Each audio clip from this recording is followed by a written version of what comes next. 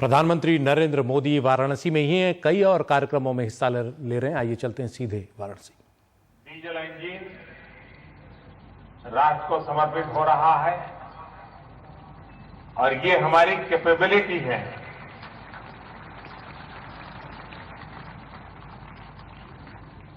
भारत को आगे बढ़ना है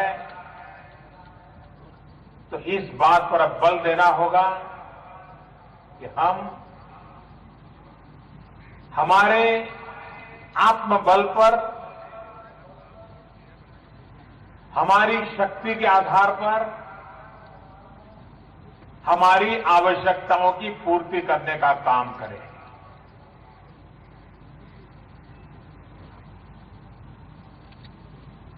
एक समय था यह देश पेट भरने के लिए अन्न बाहर से लाता था।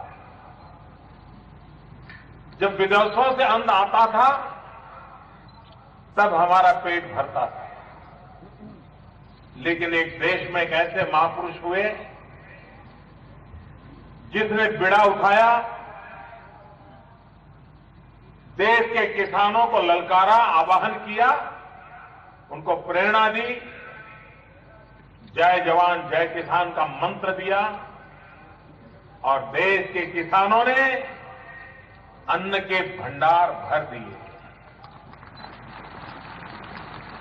आज हिंदुस्तान अन्न विदेशों में दे सके ये ताकत आ गई और वो काम किया था इसी धरती के लाल बहादुर शास्त्री ने।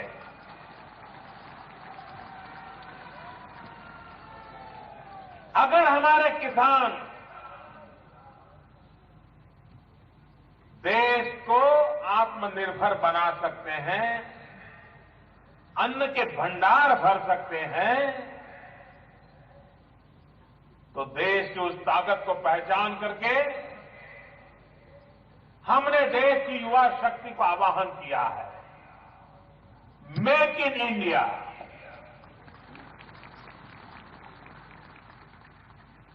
हमारी जितनी आवश्यकताएं हैं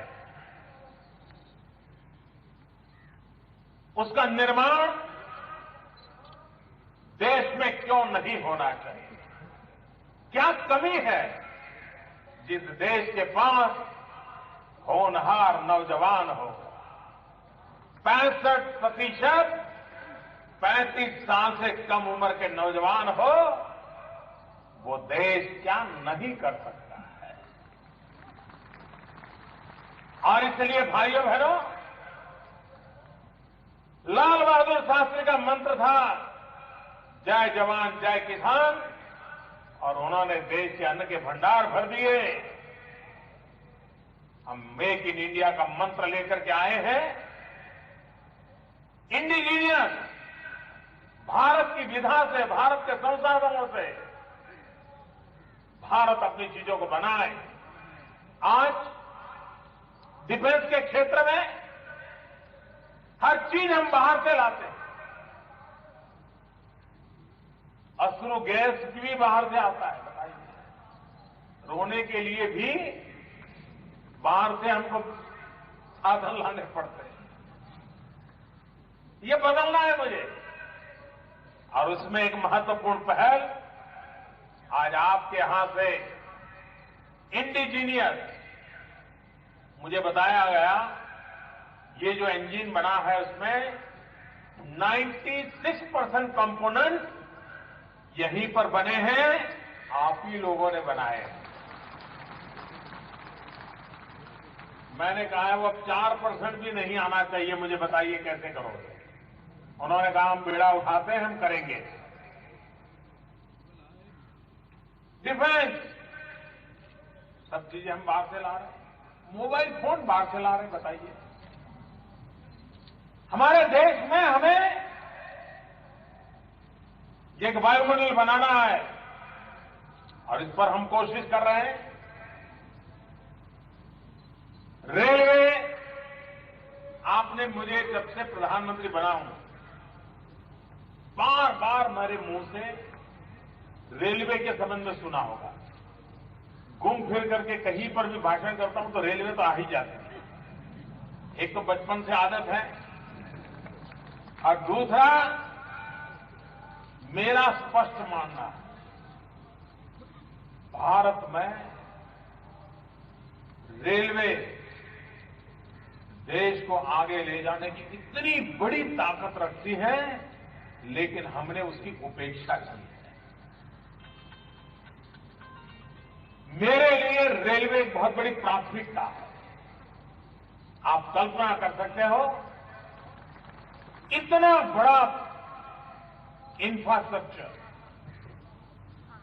इतनी बड़ी संख्या में मैन पावर, इतना पुराना एक्सपीरियंस और विश्व में सर्वाधिक लोगों को ले जाने वाला, लाने वाला, ये इतना बड़ा ऑर्गेनाइजेशन हमारे पास हो, इसको अगर आधुनिक बनाया जाए,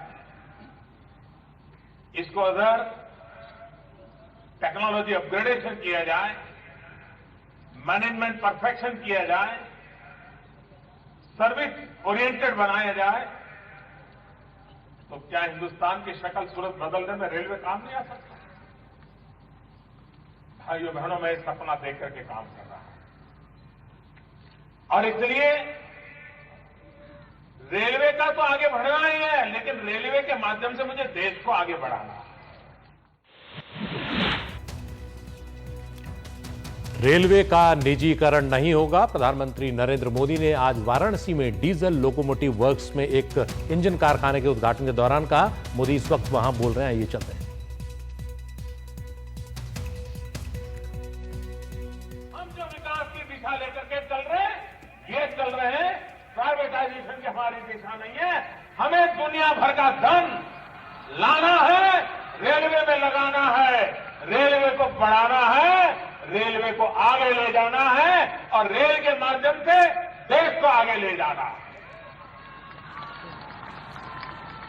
हमारे देश में रेलवे को सिर्फ यातायात का साधन माना गया था। हम रेलवे को देश के आर्थिक विकास की रीढ़ की हड्डी के रूप में देखना चाहते हैं। आर्थिक विकास की रीढ़ की हड्डी के रूप में देखना चाहते हैं। और इसलिए मेरे भाइयों बहनों, मैं देश भर के रेल कर्मचारियों को आज आग्रह करता हूं, आइए, हिंदुस्तान में सबसे उत्तम सेवा कहां की? तो रेलवे की। ये सपने को हम साकार करें। इन दिनों जो स्वच्छता का अभियान चलाया है, कभी कभी कभार ट्विटर पर खबरें सुनने को मिलती है, लोग बताते कि साहब मैं पहले भी रेलवे में जाता था, अब भी जाता हूं, लेकिन अब जरा डिब्बे साफ सुथरे नजर आते हैं, सफाई दिखती है। देखिए लोगों को कितना संतोष मिलता है, आशीर्वाद मिलता है। और ये कोई उपकार नहीं है, हमारी जिम्मेवारी का हिस्सा है। It's a part of our duty. धीरे धीरे उस दिशा में हम आगे बढ़ रहे हैं।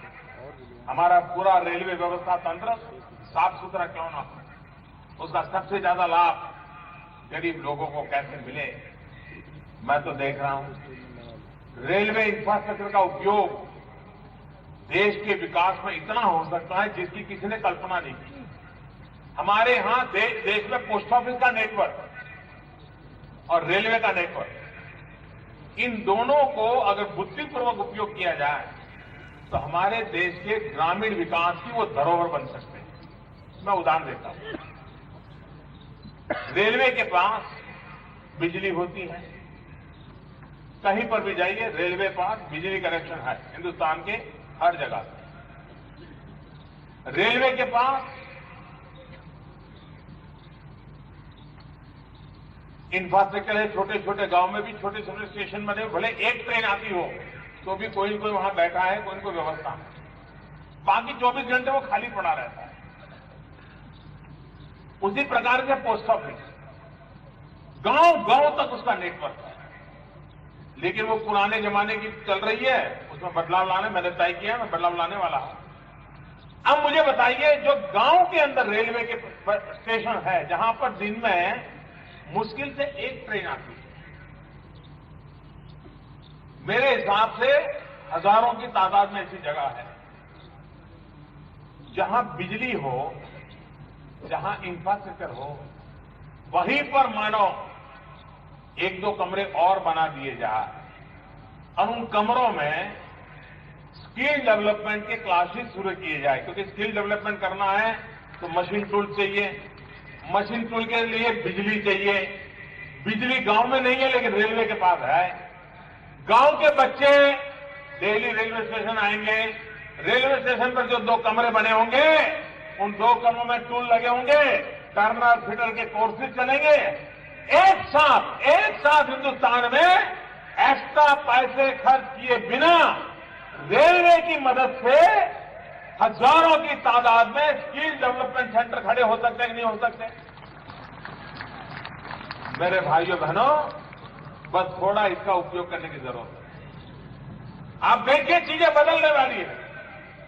मैं रेलवे के मित्रों से कहने वाला हूं कि ऐसे स्टेशन आइडेंटिफाई कीजिए जहां पर बिजली की सुविधा है, वहां पर सरकार 2-3 कमरे और बना दे सरकार के खर्चे से, और वहां पर उस इलाके के जो 500,000 बच्चे हो उनको स्किल डेवलपमेंट के लिए वो इंस्टीट्यूट चले, ट्रेन का काम करें, इंस्टीट्यूशन का काम करें, रेलवे तो इनकम हो जाए, गांव के बच्चों का स्किल डेवलपमेंट हो जाए।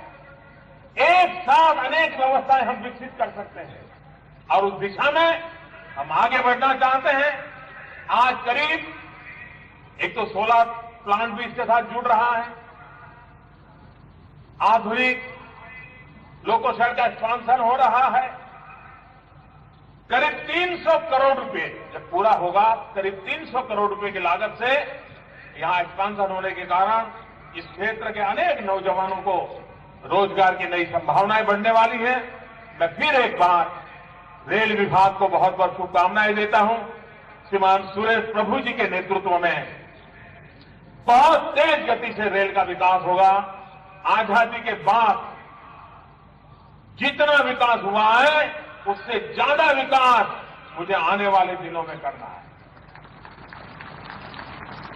मेरे रेल में बैठे हुए मेरे सब साथियों का मुझे, और मैं आप मेरे परिवारजन हैं और इसलिए मेरा आप पर हक बनता है। रेलवे वालों पर मेरा सबसे ज्यादा हक बनता है कि हम सब मिलकर के रेल को एक बहुत बड़ा सेवा का माध्यम बनाएं, सुविधा का माध्यम बनाएं और राष्ट्र को आर्थिक गति को तेज बनाने का एक माध्यम बना दे। उस विश्वास के साथ आगे बढ़े, इसी एक अपेक्षा के साथ आप सबको बहुत बहुत शुभकामनाएं। धन्यवाद।